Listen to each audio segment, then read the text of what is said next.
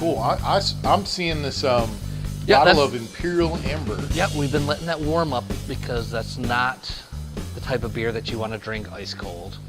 See if I can use my Jedi.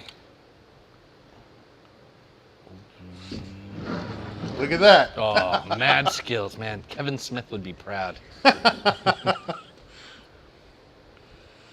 So, I have actually. Have you guys been making this for a while? We have. Do you know the story behind it? No. I'd love to hear it though. Well, the Imperial Amber came from a story of the dead guy that we found in the basement. I have heard that you found a dead guy in the basement. Yes. It wasn't me personally. Contractors found it while they were working on the water lines. The building that we're in is a 34,000 square foot building built back in the 50s. Okay. The basement here, we have concrete underneath us, and then over where the brew house is, it turns into clay. While they were doing work down there in the clay section, they saw a garbage bag that was covered in a partly eroded area. They dug it out. He was in a garbage bag. Which means he couldn't have been there, any longer. Garbage bags came out in what, like the late 50s, early 60s? It's a little before my time. Yeah. But it was tied from the outside, so he didn't put himself there. Garbage bag tells me that it was not a pleasant death. It was just a skeleton. And the only thing that we could do, they were able to count the rib cage to know that it was a male. Okay. But he had been there so long, there was nothing in the databases for DNA or any of that. It ended up that we had this dead guy, and we sat down and had some beers, and we're like, well, we got to give him a name. So we thought about it, and we thought a good southern name was Rufus. Dead guy ale was already taken. Yeah, too bad about that, 'cause that would have freaking rocked. But so we called him Rufus, and his full name is Rufus James. We gave him a middle name, but okay. But Rufus in Latin means red, so we made a Rufus Reserve series, which are a bunch of one-offs that we do. And our first one was an Imperial Amber, which is a double red, in his honor. Okay, nice. Yeah, it's got a good malt backbone, but enough hops to wake the dead and keep you well balanced. And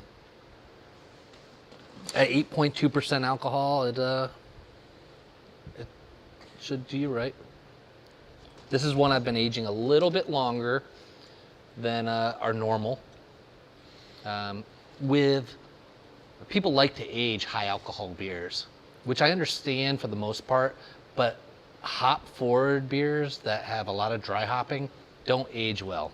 Right, hops dissipate so fast. Yeah, they do. I mean, you want to drink hoppy beers, you can tell from, 1 month to the next. Yeah, and so I tell people drink this fresh. This is one that I've actually aged a little bit longer, so it doesn't taste as much. So we're drinking a beer that you tell other people not to do. Yeah. Okay. Exactly. But I want to get your opinion on, to me, what it does instead of drinking like a double red or a double IPA with more. Okay. It drinks more like an English barley wine. I tell you, I have accidentally left a big IPA in my beer cellar and drank it like a year later or so. Yes, it is possible to lose beer. It happens. And it was gross. I had to throw it out. It went down the sink. I'm sad to say. Very sad. Yeah. It's not worth powering through a bad beer. No, it's not. There's so much good beer in the world. Yeah, I mean, toss it and be done and cry about it later. All right, so it's a little out of character of me, but I do not have a bottle opener on me. I usually do, but my keys are on the bar because I didn't want them to jingle while we were talking. Yeah. If you have one. Oh, awesome. Use the force, man. What's that, a guppy? I think it's a A guitar. guitar. Yeah. No, it's a bubble guppy. I got kids. All right. It's going to taste a little strange after that, but we'll rinse through. We'll power through it. It'll be all right. Yeah, I'm not worried about you. I'm digging these glasses, man. Well, thanks. We've gone through a bunch of different styles of glasses. I'd like to say I'm a glass snob, but I'm not. per se. I like glassware. I like it of what it can do for the quality of the beer. It can definitely change a beer. Oh, absolutely. Yeah. Glasses are really important for beer. I just can't necessarily afford every style of glass to enhance every style of beer. The American shaker glass or the normal pint doesn't do anything for beer. They're easy to stack and clean. Well, absolutely, Yeah. and they're very affordable Yes. to put your logo on and send them out. But stemware, it tends to break and it also walks very quickly. Yeah. I like mugs, handled mugs myself. They don't really do much. Like these capture the aroma, and you can, in the thinner glass, it's going to warm the beer a little quicker.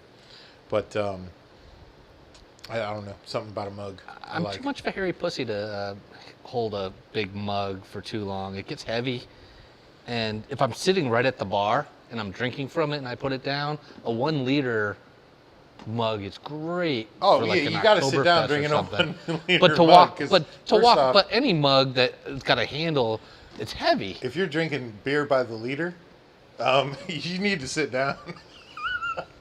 How do you drink it? Well, cheers there's on this. I got I'm a telling you story this- about drinking beer by the liter. There's this bar up in D.C. called the Standard, and they serve Von Stefaner by the liter. And I'm not going to tell the whole story because it doesn't pertain. But yeah, sitting down is a good idea. We'll just leave it at that. Yeah, that's how I am with handled beer. Handled beer glasses. I like something that I can palm and hold in my hand. And You're right. That does drink like an English barley wine. It gets a little more bitter, kind of in the back end flavor. There's not a huge amount of hop presence in the beginning. no, it lost. It Yeah. was pure Centennial. This is Centennial. Yeah, on the dry hop. Okay. It lost that great aroma. How old is this? This was April, Okay. and it's still So it's really not that old, but no, but it's old enough that I wouldn't have lost. known that you would dry hop this Yeah. at all. It's kind of It's a hot bomb when we first do it, and you get Centennial in your face, and it's delicious. Not that this isn't, but it changes. still good. It's still good. It changes significantly. yeah, that's a totally. I mean, I've never had it fresh, but based on what you're describing, that's a totally different beer. I mean, you can still get some harsh bitterness out of it, but You're it's getting more. those from Magnums.